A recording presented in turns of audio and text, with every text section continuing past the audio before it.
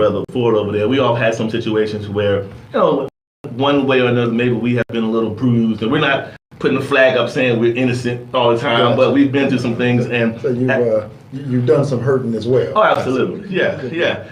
And so, I always put the disclaimer out there. There is my truth. There's my truth, sure. And then there is my history, which is basically lack of lies agreed upon. That's right. So anyway, so basically, all right. So yeah, some of you may have heard my story before. I grew up in the someone about to get married. You know what I'm saying? You see the pastors and their wives in any world or It's over there somewhere. So as in most are in one belief, right? Sometimes I will say sometimes some of it is just the title you wear, the stamp you wear, as opposed to your mistakes. Unfortunately, that's how it is. You crippled. All it's just hey, right. I'm gonna be in touch because it's more people, and it's more of a like. It's just like okay, there's a gang over the world with you on Facebook. The thing is, I always tell people the best by the wayside. You know what I'm saying? Okay. Even if you don't know that person has a sincere heart. Correct. Never leave a person. Correct. Never leave a person by the way because like you said, you never know what that person's going through, what their reason behind their behavior is. Because I don't care how wayward anybody acts. There is an origin to why this has happened. Sure. So pretty much how I would present a man, or if a man presents a woman, go to right. And then there's the y'all had sex. Then it goes to right. So there's the whole thing of so you sat down and inactive from ministry because you fell into sin. And so the thing is, okay, be that as it may. Absolutely. Things got worse. Because even in my wrong, probably didn't measure up to what you thought either. Exactly. Wow, yeah. The reality is that the gospel that we preach is an aspirational gospel. Absolutely. We preach the perfection that we're all trying to get to. Right. We're all aspiring to Correct. perfection. Right. That doesn't necessarily make the preacher wrong. That doesn't make the preacher a hit. Do it that way. Do it the other way.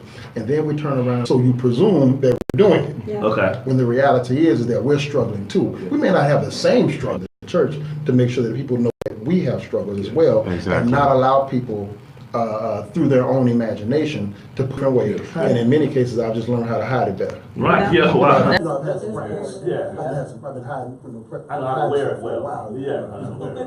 And so what I was going to say is, for me, I can say that I used to wonder why I continued in the same cycle of dating, the way it would happen. It was like I said in one of my shows before, I would get into dating and then came to sabotage. Gotcha. Then I would reset and do it again. And that was because the core of who I was loved relationships. I wanted to be in one. I wanted to be married, all of that. Mm-hmm. But that mindset I had about, I like Wanda a whole lot. She's cool. We enjoy each other. But if I take her home, I take her to church, what they gonna say? They're gonna be like, is she saved? Is she this? It's the whole checklist. And so it dejects you. And so it makes you, the human part of you want love, relations, whatever you call it. It's a human, vice versa, whoever you are. They all want to know what's next. Absolutely. And that's when the hurting, the stringing along, all that happens. And so it took me a long time with that, to be able to break from it. It took a long time. Yeah, so go ahead, Alex. We affected the way in which I love today. And that certainly would depend upon where you've already transpired. Absolutely. Which also eventually can lead to the blessing. Wow. The betrayal by the church is because you would expect the church to be this utopian society. You expect that to be a place where people pray for you when you have times of need. Right. But when you're exposed to a different reality, and when that sword comes out, and the sword has some loyalties among gang members, dope dealers, they never betrayed me in the streets. I didn't want to because I loved her. Right. I dedicated myself to her. Wow. And then at the first available opportunity where I did something you disagreed with, you stabbed me. Yeah, that's it. And it hurt. But reality of it is, it's the very foundation of the world. Adam back unto me. Right. They're just in many cases being an instrument. Keep persevering. You'll begin the precious one was Judas. Right. Because he didn't want to ultimately end up. It don't feel good when you betray. Yeah. When you come to the end of yourself and you come out of it was good that I was afflicted. Now you want to go back. I want to hug my enemies. Right. The one that actually put the knives in me. I appreciate them as much as I do my own parents who gave me my face. You mentioned the church in an abstract sense, as though it's this entity off by itself. But the reality is that the church is people. Absolutely. It's made up of people, and it's made up of people who are just like us. People who are hurt, people who are in the struggle, people who are in the press, people who have not yet made it, some who think they have and haven't made it as well. And so we're all in this thing together trying to figure this whole thing out. You mentioned something earlier in your conversation as well. We talked about the Bible says, I believe it's in, help me out, I believe it's in Romans chapter 6 verse 1. I think it's Romans 6 verse 1. If a brother is overtaken in a fall, ye who are spiritual, restore such a one. Listen to this part. In the spirit of meekness, then don't forget that last part, considering yourself, unless you also be tempted. Come on. So the instruction, the biblical instruction for us is that when we see a brother overtaken in a sin, overtaken in a fall, overtaken in whatever situation they're overtaken in, to remember, except for the grace of God, to restore, we understand it comes from the Greek word that talks about bones. We're taking that bone, we're putting a cast on it, we're protecting it, to restore it back to its original purpose. And that's what we miss in the church as well. We miss the fact that when someone is overtaken in a fall, our purpose is to get them back on track to where God would have them to be. Absolutely. Not where we want. Look at that, like, we all know who we all in, and I was really active. Like, I mean, you know, I did a lot of things. Those are things people don't want to do, right? People want to be on the pulpit, they don't want to do the real stuff. And so singing, and so I remember times where I may have been in a worship mode, how you affect people's lives, right? And then, like a body, if you're an important body, will die. So my question is fear. Okay. One, because of fear, you don't, say something about anything, don't judge me. Oh, okay. Yeah. Okay. Very much so. Judging me. You know, who are you to judge me? You got something going on. Judge angels. So we are in fact supposed to judge things. The Bible says, "Judge ye righteous judgments." Right. So that's what we're supposed to be doing. But what that does is that serves the purpose of silencing the church. That's the purpose of it. When I say don't judge me, essentially I'm telling you shut up. Yeah, mind your business. You know, stay out of this. When the reality is that you are my business as long as I'm coming. That's part of the issue with that. So I think the church has a pivotal role, obviously, in teaching us how to love properly, teaching us get us to the right place. But I just think that oftentimes, because of our own past experiences, our own hurts, our own issues, we've gone about it the wrong way. And I think sometimes there's a misconception as well, when we come to know the Lord.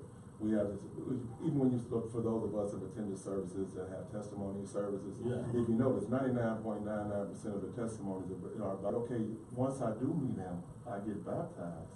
Silence, which is the greatest enemy of any son or daughter of God, because our power is in our faith, and our faith is only activated by our mouth, is about to go through or just coming out about the same thing which it is and what you're going through, but we're afraid to share it because we feel as though if we do, there's a uniqueness to the struggle. God is going to keep it there, because without it, you'll get halty, you'll get beside yourself. So I'm going to keep you coming to pray to me, but if I keep you coming to pray to me, but what's more effective is, how about the enemy, I keep you off from talking to one another.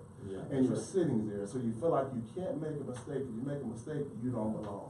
So the devil throws his arm around you. Come on, child. Come with me. Come on with me. I get there and don't get you. I know about them too. I was listening to them. Divorce, and we know how the church feels about divorce. There's a stigma attached to you. Sure.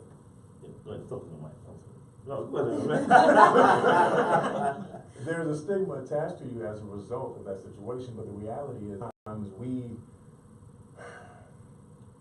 just don't do good when it comes to really dealing with people with where they are in real life situations. We have this fanciful idea that if we pray long enough, speak in tongues long enough, lay hands long enough, that things will rectify, things will become correct.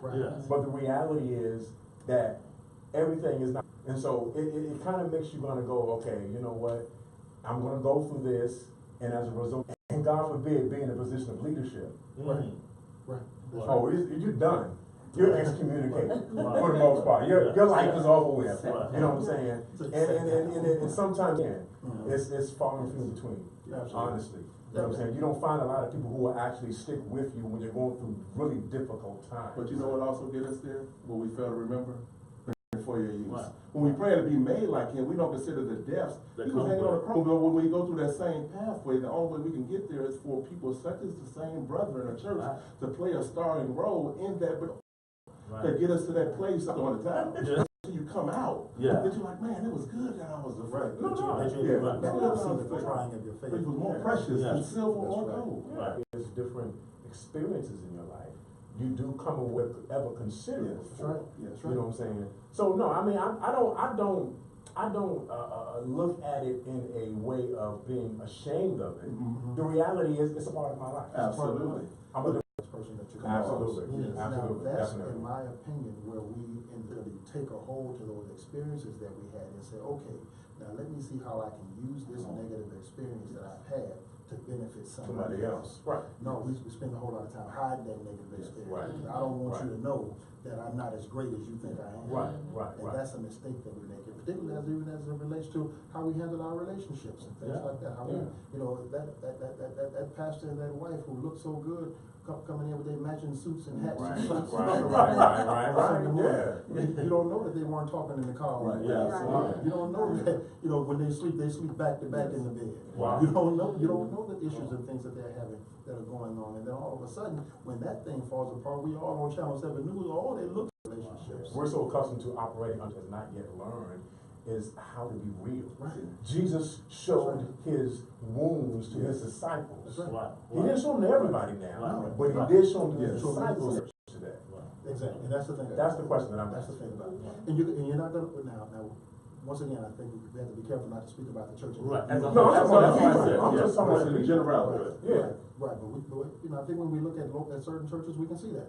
No, not every church is the same. And I understand. I'm not necessarily making a broad statement as to say that every church, it's better for you to dress up and look the Sunday Man, part. when I ask you how you doing, please tell me fine. Yes. Oh, And to tell me, well, Pastor, I'm not doing all that well. Well, now I gotta sit down and listen and see what I can do to help our own mess. That's right. And that's a mistake in the church. Yeah. And we fail to discover that transparency is one of the most essential ingredients to sister's secret. Mhm. You know, I can't tell you how many times, people stop ringing my phone. You call me on the phone and talk about Charles. okay. Yeah, Captain, keep me in your prayer. Wait a minute, I'm gonna That's pray very for him funny. right now. Let's pray for the brother. Hello? You go? You know, that's one of the things that we deal with as well. Yeah. You know, someone calls you to talk about somebody else. Right. One of the things that I've always asked, man, when they say, well, did you hear about such and such? I say, well, wait a minute now, did you talk to them about it? Yes, Right. absolutely. Right. Did you tell them about it? What are you doing for them? You know, Right. I'm talking to you. No, don't talk to me. Don't talk to me. You're talking to the wrong one. You're talking to me. Right. Because the Bible says if you have an ought against your brother, take it Go between ahead. thee and him. There you go. I'm taking me a part of your mess. So, but anyway, back to the concept of the church in a perfect world scenario. What you would see in the church would be the issues that people have. Now, the problem with it is this: if I show you my flaws, will you still want to follow in my Yes, footsteps? right, yes. That's the thing. If I show you the arguments that me and my wife Yes. have, would you still want to Yeah. get married? Because Yes. marriage is still a good thing, Yes. even if she and I are doing it wrong. Yes, Right. yes. You know, and then at the same time, if I show you the arguments, who's to say that that's wrong? Right. Because iron sharpens iron. Yeah, You exactly. see, so that's the thing about it. I think that's part of the issue with that. I think that we believe that if we show people the negative, that will dissuade them from the institutions and the relationships and things that God would have us to involve ourselves in. And that's a problem because it's not our job Right. to try and convince you to get married. Right. No. It's our job to You know, when you see a person able to show you their weaknesses, it makes you respect them. You're Yes. like, wow, this Yes. person is really being open Absolutely. and clear with it, to be like, okay, I'm, because you know, for years, like of course, coming up from a child on up, I want to meet, they're great. And you see all these appreciation services and white suits and dinners. right, You're like, they have a great right, family. right. And then it shifted to the more I sprouted in ministry, I began to get with close pastors, bishops, and I got to see the real thing. I mean, things that I was taught to really love beyond ministry. You gotta love a person beyond what you see. Because the other things you see and hear, you might run from church, to be honest. You know what I'm saying? You don't know beyond what you see, then you don't love them at all. Absolutely. But some people, we only love you as much as you're obedient. But it's hard when you don't see a lot when, like you said, when Al strays off. Wait a minute, y'all. I'm going to visit that brother. I'm going to see him. That's my man. He's a good man. I'm not going to let him die. I'm going to go over there. You know what I'm saying? Like you said, a true friend That's it. loveth more than a brother. Right, that's And right. a true friend loveth won't be able to get there if we're afraid to be honest with one another. By pretending so we continue to talk, we would realize that, man, we can both, work this none out. of us are We can devil work proof. this out. You know, so we have this, Well, devil we have proof. this mindset of ranking sins, you know, so if I haven't did this, you know, I'm not as bad off as you. The Bible says that all men have sinned and fallen short, and they do is our prayer before him, the last person. Right, that's it. Yeah, and then for everybody out there who think they live a little bit better, you better do the same thing. Right. Let me tell you what I did when I was in church. None of that. Right. See your son. I don't know you guys, I don't think you have either of you dated someone before who may have been in a position where they may have been the church person. And you saw that, maybe you liked them, it was cool, but then you saw that you can grow to a certain point because you knew there were differences in the way they saw love from where you saw it.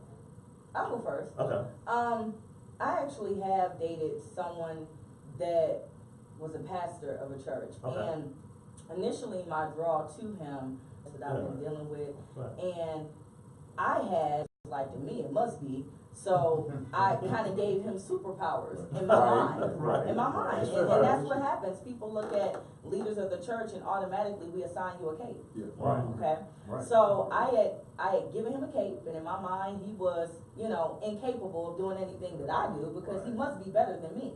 But as I got to know him, I realized that not only was he like me, but he had some ways that were even worse than my ways.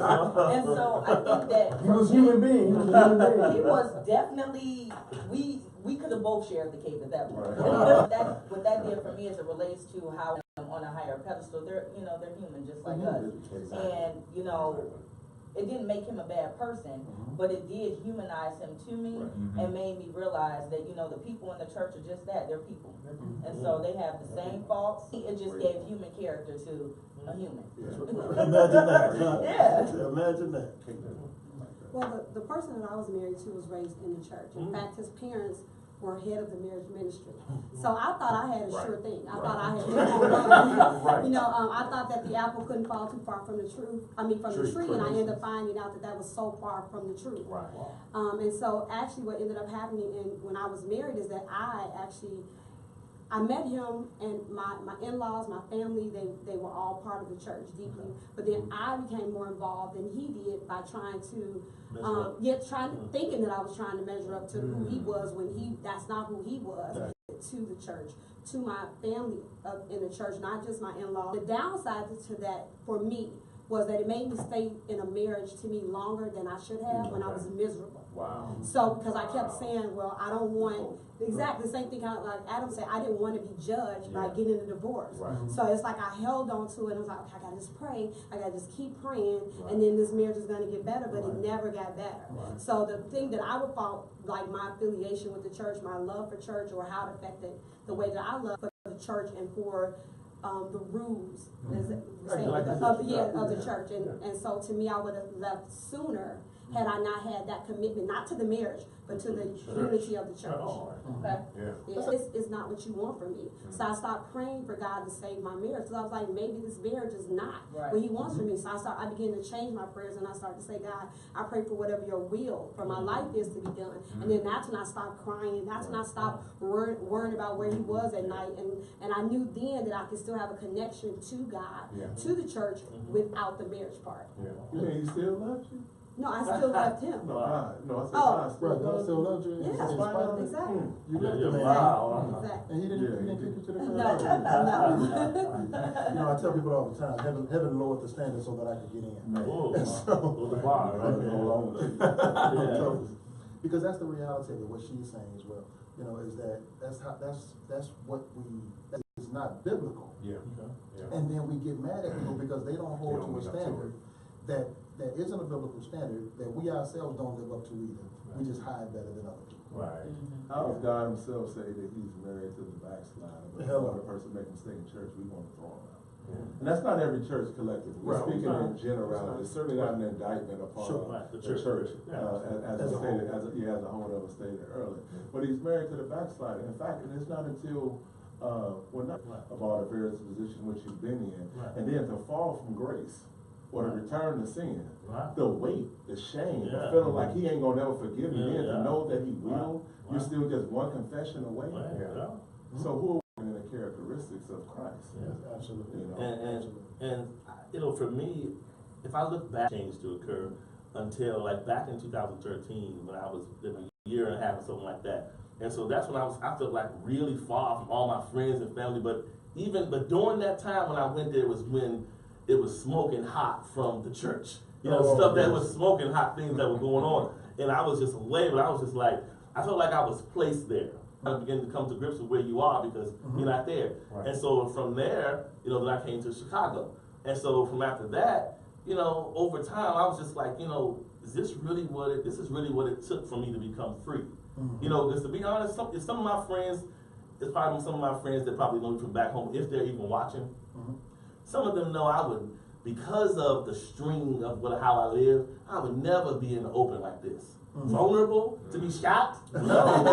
Like because of things, like honestly, I would never be on a show where I'm open to the world talking about, I was so about my business, about what I did. I mean, I was so professionally slick with it. You didn't know, I mean, you might have thought you knew, but you really didn't know the totality. And so I was very, anyway, the way I was, what I'm saying was I had even in a state of being dejected, I still found a way to professionally pretend. Still. Right. And so even doing that, I would go into the church, all right, and knew I was kind of upset and bitter a little bit and would be there because even in Salt Lake City, I found the church in my faith. Even in Chicago, I found the church in my faith. I still was never straight from there. I mean, I still believe in the faith. And I still believe to this day I still believe in the power of likeness. I think you should be with a person that's like you, like faith, like beliefs. It makes it harder when you don't believe the same, whatever you're believing. It's hard, Now, you know, to that end, I was going to say this a while back. You know, the Bible, it gives a couple of ideas of what speaking of, in the context of a Christian, because we're talking about church, what a Christian should look for in a person, in a mate, in a relationship. And essentially, the only thing that it says is that person should be a Christian too. Doesn't mean Baptist too. Doesn't mean Lutheran too. Doesn't mean Methodist too. The person should be a believer as well. And then the thought process is this: is that if you're following Christ and this person is following Christ, somehow, some way, I don't know how God does everything. He didn't tell me everything yet. But somehow, some way, as we're both going after Him, we get closer together. And then it's the three of us together at the top of this mountain. And the Bible lets us know that a threefold cord is not easily broken. But we oftentimes mix that up because the Bible says, "Be ye not unequally yoked together with unbelievers." For what fellowship does light have with darkness? That's the only real criteria. And then we start mixing. Family got to be this. You got to be a Southern Baptist, not a Northern Baptist, and all of these kinds of from the Eastern District. All of these kinds of things that overcomplicate the matters. And that's when all of this outside undue pressure comes in now. And we start saying, well, what church do we go to? Well, who is this pastor again? Well, they do youth Sunday every second Sunday, right? And all of these kinds of things. You know, you start going through all of these different dynamics, adding pressure where the Bible has not said it should be there. And Ephesians 4 says one Lord, one faith, and one baptism. Oh yeah, we mistakenly assume that different denominations are different faiths. But one faith. Is one God. We don't receive it that way. Well, speaking in Christian terms, I understand. We create all these different levels of divisions and divisiveness. We create all these lines, and you know what the Bible calls them. We call them denominations, but the Bible actually calls them cliques, heresies. Is what Paul calls them. He calls them heresies, and anywhere we find these different kinds of divisions in the church is automatically demonic. It's automatically of the devil. Tell me where you see a Southern Christian in Scripture. You don't even see anything that alludes to it. You can't pull it out. You can cajole Scripture and mix it up any which way you want to. You won't find anything that's closely related to it in the Bible. And so even as it relates to relationships, the Bible does have prescriptions for how we should relate to one another, how we should handle one another, how we should deal with one another in a way to love the way that God wants us to love, not the way that the denomination thinks we should. So let me ask you a question. This is for your expertise. So and I don't envy your position today, in the world today, when it comes to dealing with people and single and the way people don't respect the way they used to back in the day.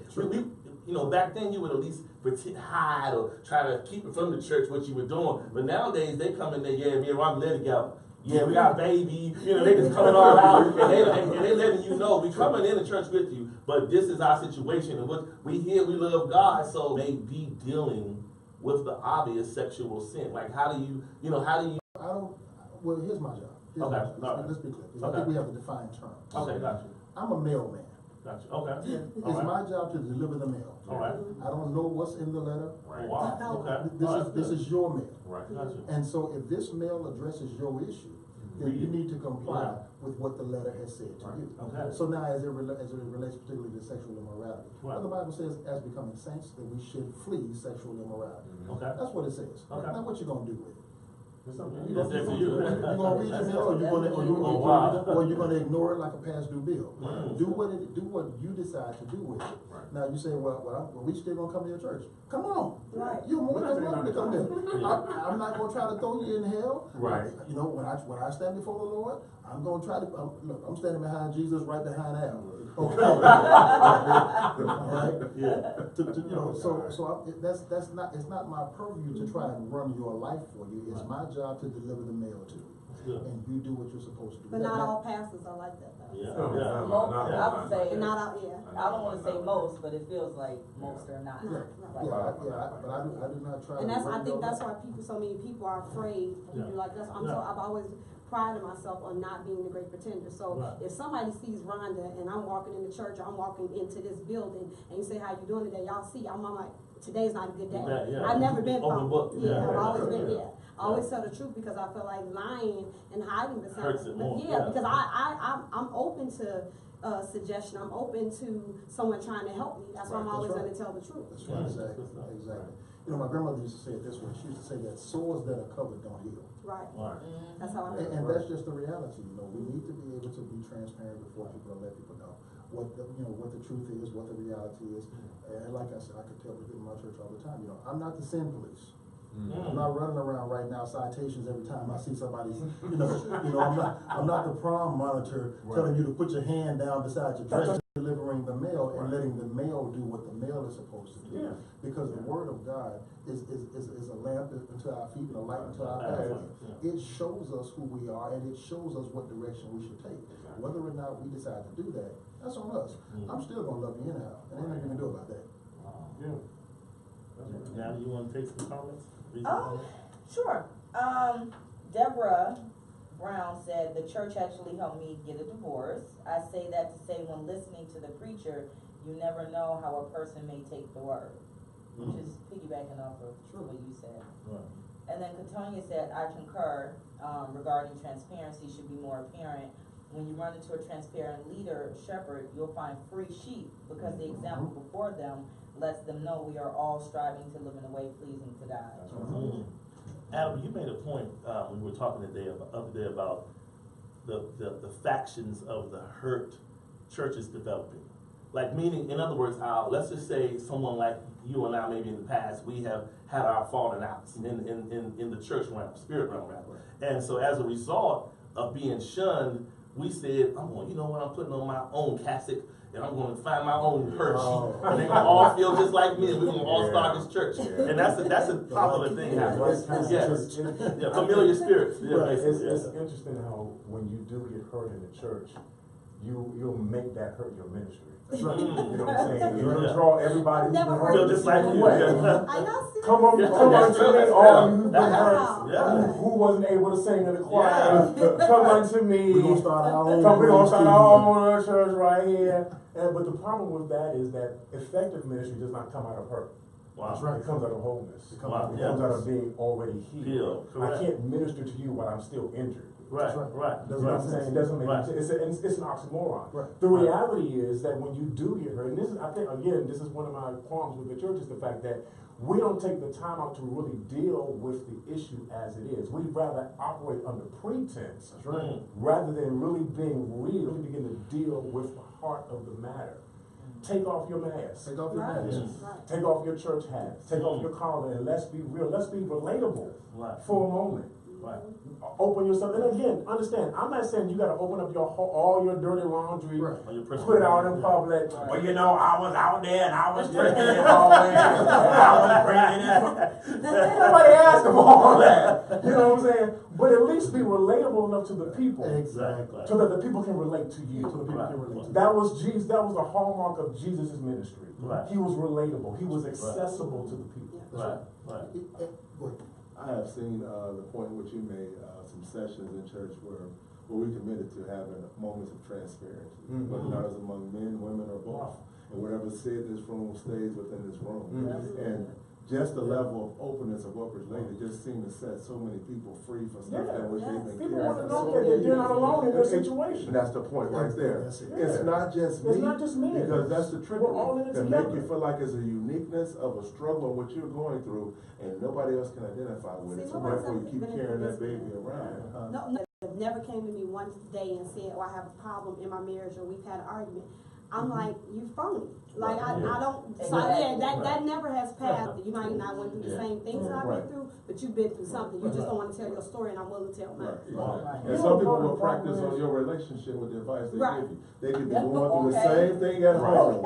Won't tell you about it. Tell you, girl, how you should handle it, what you won't take. They at home taking it, but they tell you gonna tell you not to. You know, part of the problem is that it has literally been modeled before us through the generations. Okay. To the point where they didn't want anybody to know who they really were. So again, they put on this facade, they put on this mask to give you the presentation of perfection. When in reality, they were always hurting and bleeding behind that mask.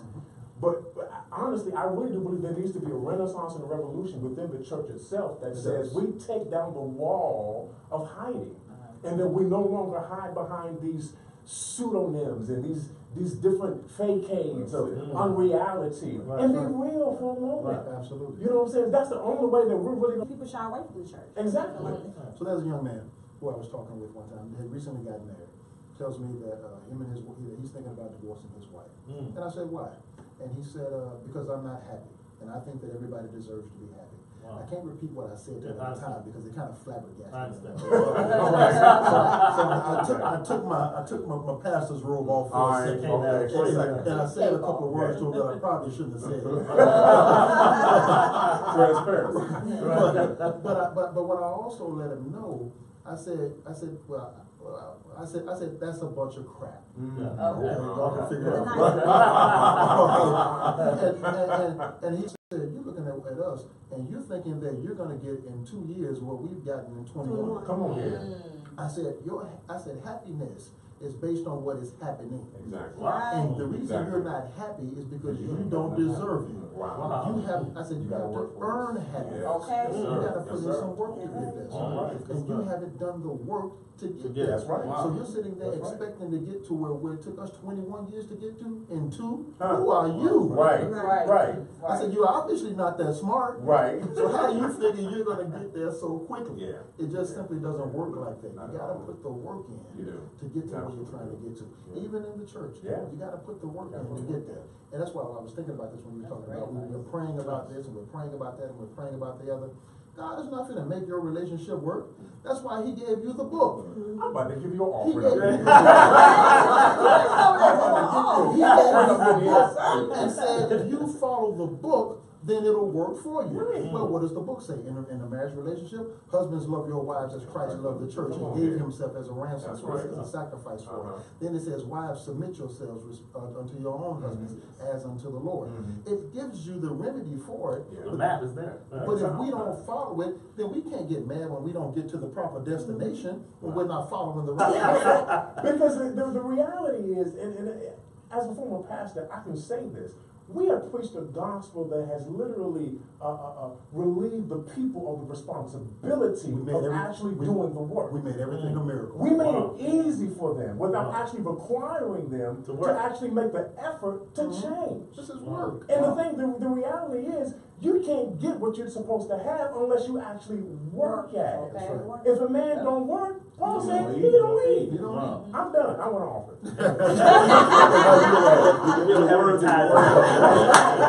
And same time, you know, last is relate to happiness. We think that it's the other person's responsibility to make us happy. Yeah, it is. If Rhonda is my wife and I'm Yes. her husband, Right. if all day long I'm thinking about the things, I'm studying her like she myself, Yeah. and on the other side she's thinking about me and the things that it takes to make me happy. Neither one of us has thought about ourselves not once, but yet we're both happy. Give us some last nuggets. We're gonna go around. I'm just like to openly express what left and walked away from God, and I never would have came to know what His love is to the backslider. Awesome. So So when I say I was glad, if it wasn't for the betrayal. So for those of you who have been hurt, don't quit. Yeah. Keep pressing. Get back up again. Good stuff. And find your purpose. Absolutely. Don't forget to shout your church out when you're done. When you Oh, get done. When you get done. okay, well, hurting. It's a hospital. Okay. When you go to the hospital is the dirtiest place in the world. Oh, There are wow. more germs in the hospital than anywhere else. Why? Because that's where all the sick That's folk what's are. Wow. The same thing is true with the church. That's where all the sick folk are. That's where all the spiritually sick folk are. And so there's gonna be some diseases passing, there's gonna be some germs spreading, there's gonna be some hurt and things that take place in there. But I think that those of us that are leading the churches have to remember that we're all there to get well together. That's right. And to not necessarily take the hurt of somebody else and use it to lift us up. Right. Your church. Oh, we'll talk about that. Oh, okay. All right. Okay. All right. So I'll let you go. I'll go last. Okay. Mine's short and brief. I think it's just important to remember that people are just that, people, and we all fall short of being perfect. So I think it's important to keep that in mind as we interact with each other. Yeah. What's your last chance to get an offering? Go ahead. Threw it up real quick. You're right. No, I think the only thing that I would leave with everyone tonight is when you see your brother fall, help him. Help him get him up. Be your brother's keeper for a change. And so my last words would simply be scripture. Matthew 18:12. How think ye, if a man have 100 sheep, and one of them be gone astray, doth he not leave the 99 and go into the mountains intact? If that one sheep is gone, go after him. Absolutely. Absolutely. Full Gospel Church, 1029 South Kane Street, 1029 South Kane Street in Aurora. Awesome. New Covenant Full Gospel Church. Awesome. Pastor John's a good teacher, y'all. So if you close by, you should go check it out. Solid word. Yeah. We're gonna go out there one day. We're gonna preach, sing, and everything. No, we will be back again next week. You know, as usual, these different topics come throughout my head, so I'll shoot something out this week for sure, and we'll come back and we'll go at it again. All right, thank y'all. Have a great day. Thank you. See y'all. Words of wisdom as well. Remind me of